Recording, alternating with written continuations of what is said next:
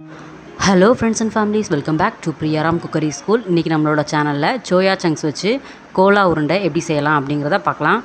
வாங்க வீடியோக்குள்ளே போகலாம். நான் இன்றைக்கி 1 கப் சோயா சங்க்ஸ் எடுத்திருக்கேன். அதை நல்லா வாஷ் பண்ணிவிட்டு கொதிக்கிற வெந்நீரில் கொஞ்சம் நேரம் போட்டு கொஞ்சம் மூடி வச்சிடணும். அது இந்த அளவுக்கு நல்லா வேகணும். அதாவது நம்ம வெந்நீரில் கொஞ்சம் நேரம் போட்டு வச்சு எடுத்தோம்னா இந்தளவுக்கு வேகாது. அதனால தான் நம்ம என்ன செய்யணும்னா வெந்நீர் கொதிக்க வச்சு அதில் போட்டு எடுக்கணும். நல்லா வேக விட்டு எடுக்கணும். இப்போது இந்த அளவுக்கு நல்லா சாஃப்டாக வெந்ததுக்கப்புறமா இதை அதோட தண்ணியை இருத்து தனியாக எடுத்துகிட்டு இதை ஒரு மிக்ஸி ஜாரில் மாற்றிடலாம். இப்போது இதுக்காக 2 சின்ன பச்சை மிளகா சேர்த்துருக்கேன். சின்ன பச்சை மிளகா சேர்த்துக்கோங்க, இல்லாட்டி காரம் அதிகமாயிரும். அதுக்கப்புறமா ஒரு 4 பல் பூண்டு, ஒரு விரல் சைஸ் இஞ்சி, கொஞ்சமாக கொத்தமல்லி இலை, கொஞ்சம் சோம்பு, பெருஞ்சீரகம் சேர்த்துருக்கேன். அப்புறமா இதில் தேவையான மசாலா பொடிஸ்லாம் சேர்த்துடலாம். 1/4 டீஸ்பூன் மஞ்சத்தூள் சேர்த்துருக்கேன். அப்புறமா அதே மாதிரி 1/4 டீஸ்பூன் மிளகாத்தூள். நம்ம ஆல்ரெடி பச்சை மிளகா சேர்த்துருக்கோம் காரத்துக்காக, அதனால் இது ஃப்ளேவருக்காக லைட்டாக சேர்த்தா போதும். அதுக்கப்புறமா 1/4 டீஸ்பூன் மல்லித்தூள், 1/4 டீஸ்பூன் கரம் மசாலா, தேவையான அளவு உப்பு, இது எல்லாமே சேர்த்து மிக்சியில் நல்லா அரைச்சி எடுத்துக்கோங்க. இது எல்லாமே நல்லா அரைஞ்சதுக்கப்புறம் இந்த அளவுக்கு நல்லா அரையணும். இந்த அளவுக்கு நம்ம அரைச்சாதான் நம்ம அந்த பால் பிடிக்கும்போது கரெக்டாக வரும். அந்த உருண்டை பிடிக்கும்போது அப்போ தான் கரெக்டாக இருக்கும். நல்லா பேஸ்ட்டாக அரைச்சி எடுத்துருங்க. இப்போ அரைச்ச இந்த சோயா சங்க்ஸை இன்னொரு பவுலில் ட்ரான்ஸ்ஃபர் பண்ணி எடுத்துடலாம். இப்போ இதோட நான் ஒரு 3 டேபிள் ஸ்பூன் கடலை மாவு சேர்த்துருக்கேன். 3 டேபிள் ஸ்பூன் சேர்த்துக்கோங்க. நம்மளுக்கு கொஞ்சம் கிறிஸ்பியாக இருக்கணுங்கிறதுக்காக ஒரு 2 டேபிள் ஸ்பூன் அரிசி மாவு சேர்த்துருக்கேன். அதுக்கப்புறமா தேவையான அளவு உப்பு வேணும்னா உப்பை டெஸ்ட் பண்ணிவிட்டு உப்பு சேர்த்துக்கோங்க. அதுக்கப்புறமா நல்லா நம்ம சப்பாத்தி மாவு பதத்தில் பிசைஞ்சு எடுத்துக்கோங்க. உங்களுக்கு மாவு கொஞ்சம் தண்ணியாக இருந்ததுன்னா கூட கொஞ்சம் கடலை மாவு சேர்த்துக்கோங்க. கடலை மாவு சேர்த்து நல்லா இந்தளவு உருட்டி எடுத்துருங்க.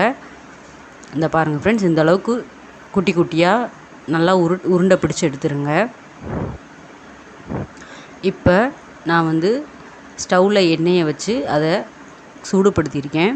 அது நல்லா ஓரளவுக்கு சூடானதுக்கப்புறமா லோ ஃப்ளேமில் வச்சு இந்த கோலா உருண்டையை போட்டுடலாம். ஹை ஃப்ளேமில் வச்சா வெளியில் கருகும், உள்ளே வேகாமல் இருக்கும். அதனால் லோ ஃப்ளேமில் வச்சு நீங்கள் நல்லா பொரிச்செடுங்க. ரொம்ப ரொம்ப டேஸ்டியாக இருக்கும் ஃப்ரெண்ட்ஸ். நீங்கள் இது வரைக்கும் ட்ரை பண்ணி பார்க்கலன்னா கண்டிப்பாக ஒருக்க ட்ரை பண்ணி பாருங்கள். ரொம்ப சூப்பராக இருக்கும்.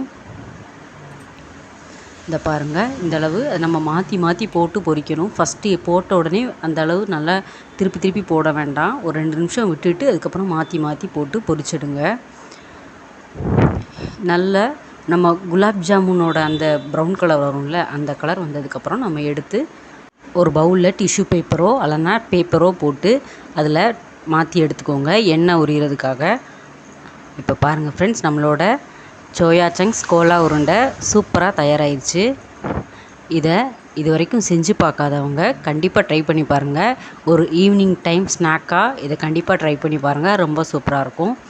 ட்ரை பண்ணிவிட்டு உங்களோட ரிவ்யூஸை என்னோடய கமெண்ட்ஸில் ஷேர் பண்ணுங்கள்.